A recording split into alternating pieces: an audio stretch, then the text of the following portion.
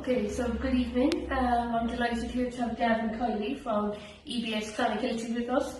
Gavin is a familiar face here in Bandon, so we're just going to have a little chat there about mortgages and in particular the mortgage application process. So Gavin, I'm just wondering here, if somebody is just thinking of applying for a mortgage, what would your advice be and what are the steps involved? Yeah, so there's a little out there that mortgages are difficult and there's a long process involved, but we try and make it as easy as we can. So we would say to you, first of all, is to call into us. So pop into us in Clonakilty and we'll have a chat and we'll get an idea of what your circumstances are and we'll give you an application form and we'll go over the journey with you of what's involved in it. So at the first step, what we normally do is we go about getting what's called an approval in principle. So this is what an approval in principle is. It's the amount that you're seeking to borrow or the amount that we can apply for you based on your affordability. So affordability is based on your earnings. So we look for some financial information at this point in time. So if you're a PAYE worker now, for example, what we would look for is we look for 3 pay slips, we look for your earnings over the last couple of years. We can get this off what would have been the ORP60s.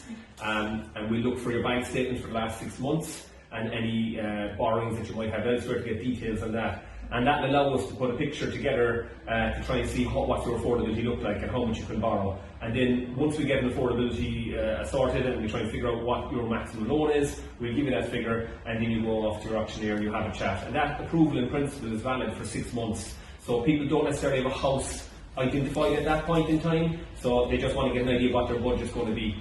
So that helps them with the auctioneer and have a discussion around that.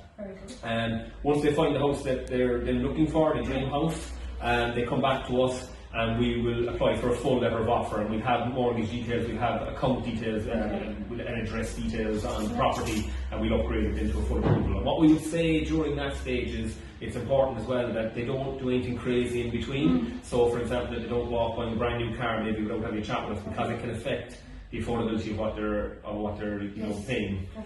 So another thing then that people might ask us sometimes, Karen, is do you take our rent into consideration or our savings? And we do, because ultimately, if we get a mortgage, there's going to be a mortgage payment, and we want to see how you can afford to pay that payment.